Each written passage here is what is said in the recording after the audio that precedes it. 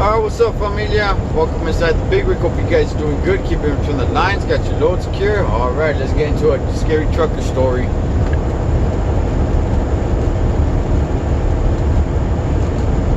The crisp air of October 2013 greeted me as I climbed into my truck, ready for another day of work.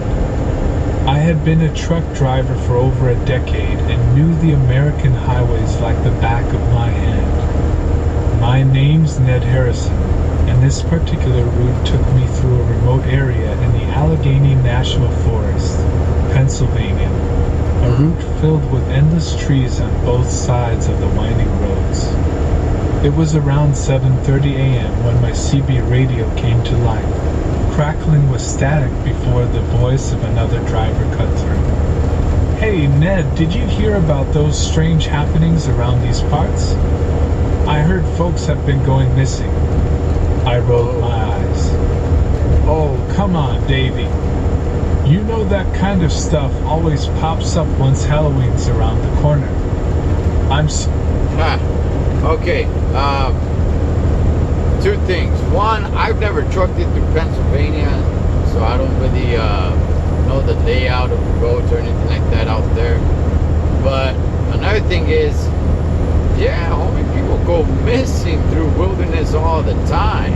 So I don't know why he wouldn't believe it. But again, like you said right there, it's Halloween. People would like to talk about that stuff and bring it up, and some people don't entertain it. So "Curious," he insisted. "Anyway, I gotta run. Catch you later." That exchange was soon forgotten as I continued driving, focusing on my job and the hum of the engine. Everything seemed normal until I reached an isolated stretch of road. A sudden loud bang erupted from under the truck, and my heart leaped in my chest as the vehicle lurched. "Damn it," I muttered as the truck sputtered to a stop. With no other options, I grabbed some basic tools and climbed out to inspect what had happened. The tire had been torn apart. It was beyond repair. "Guess it's time for the spare," I sighed. okay, so he had a blow As I up. worked to replace the destroyed tire, my thoughts drifted to what Davey had said missing people along this stretch of road. It certainly wasn't going to prevent me from finishing my job, but it unsettled me nonetheless. Finishing up with the tire replacement faster than expected, I got back. And see, that's how simple things, I mean, that's how easy things can really turn bad. You know, I know some people that aren't drivers like to believe that it's just, hey, just don't stop, you know, when you're going through a wilderness or a scary area or something like that. All it really takes is one blowout, only of the tire, right? Especially if it's like a steer tire. I mean, that's it. You ain't really going anywhere anymore. Although there was that one high-speed pursuit, well, it was a few years back, where a driver was going with no steer tires, man. Damn, that about was rolling. Back on the road and focused on reaching my destination without any further incidents or thoughts about mysterious happenings. Night had fallen as I continued, the moon casting her light through the dense forest, making the shadows look like they were alive. I rounded a bend and spotted something out on the side of the road, a seemingly abandoned car. The doors were wide open, and suitcases lay scattered nearby. The hair on the back of my neck stood up. It didn't feel like a breakdown scenario. Alert and cautious, I exited my truck and approached the abandoned vehicle. As I got closer, I could see dark red stains streaked across the seats and dashboard. The sight of it, combined with the unnerving Just keep rolling, driver. Just keep rolling. I don't know why you would stop and try to investigate this. I would just keep on going, man. Yes, somebody may be in need of help, but no, gotta think about yourself in these situations, man, and what can go wrong. Out there, like in mountain areas and just desert areas and all these, just areas, man, where there's little to nothing. Yeah, you can run into, abandoned cars and stuff like that. It's never, ever gotten me to say, like, hey, let me stop and check out what's going on. Like, Chales, homie. Damn that.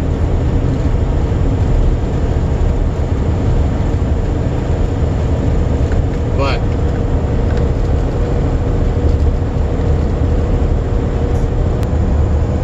alright, just so you guys can hear what's going on again, what he saw that made him stop. Like, Chales, dog.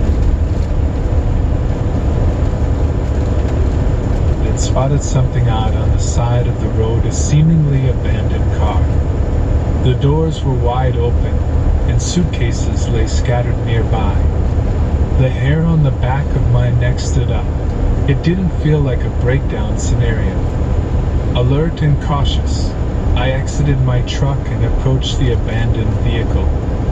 As I got closer, I could see dark red stains streaked across the seats and dashboard. The sight of it, combined with the unnerving silence enveloping me, churned my stomach. Hello? My voice rang out in the chilly night air. No response returned but my own echo. A wave of dread washed over me, but I was compelled to investigate further.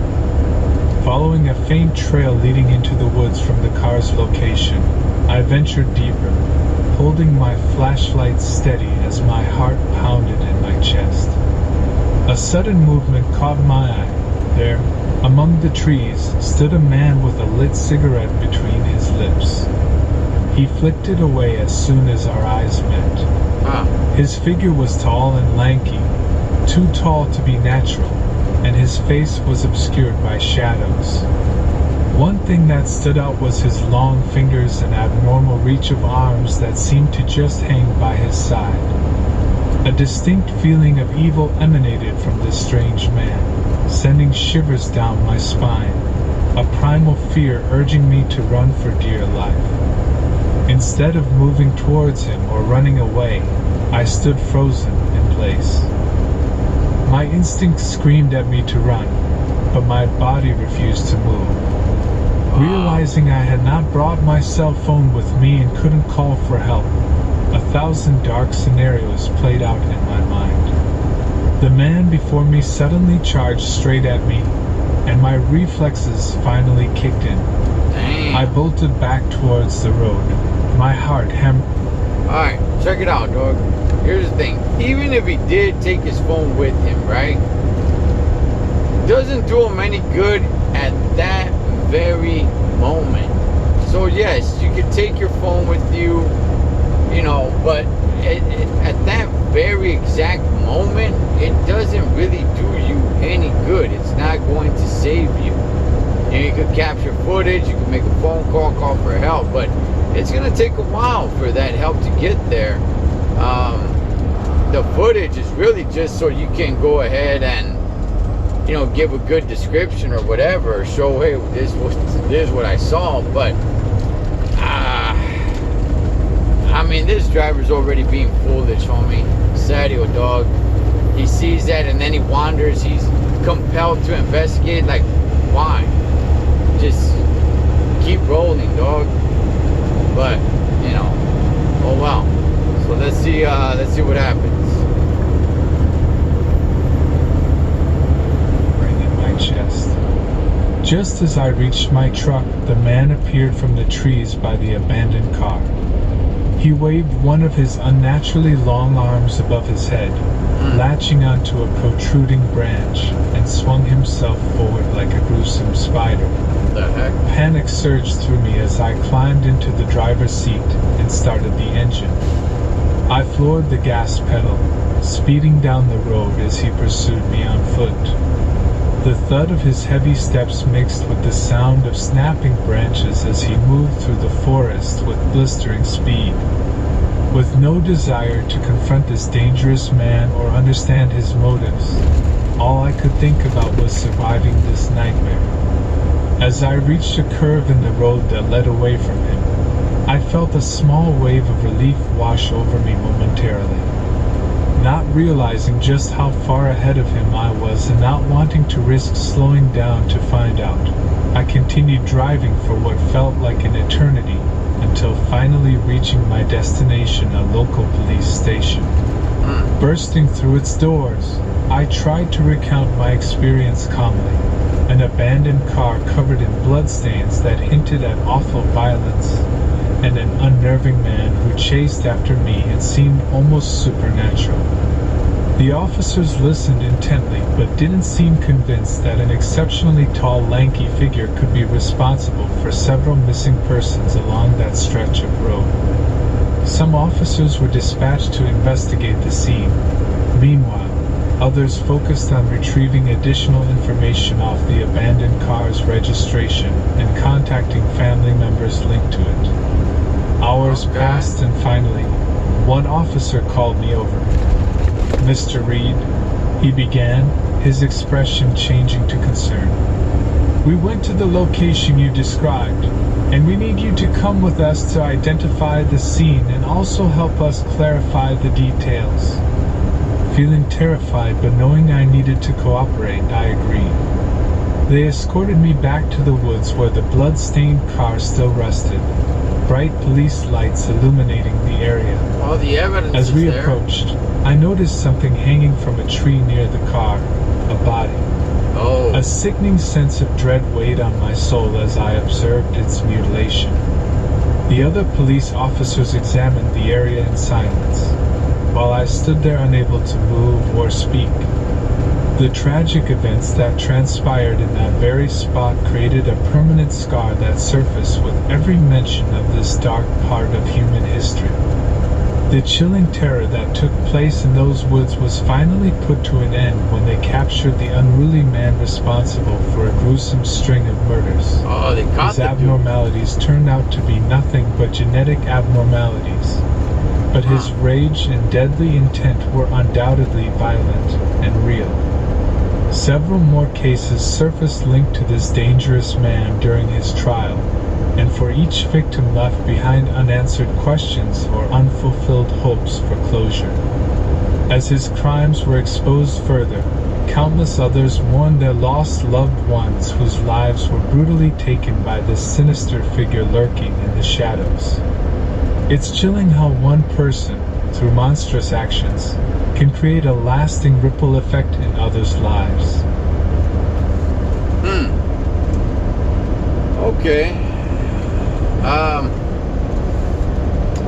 When he said he pursued me on foot, I'm like, damn, is this the T-1000 from Terminator 2 or something like that? Like, damn, he could run that fast. Oh, well, they caught the dude. All right, but I just, how foolish is this driver, dog? And to all the drivers out there, stop being so curious. Serio, dog, stop thinking that you need to investigate everything. And like I've said it before, it sucks because some people actually truly do need help, but man, you could find yourself in some really bad situations, man. So, damn, I'll leave it right there, man. As always, familia, live your life like you're on the road. Be aware of your surroundings and always keep you safe. This is blood. Make sure you live below to make sure. Until next time, this is Ed the Joel Trucker. Over and out.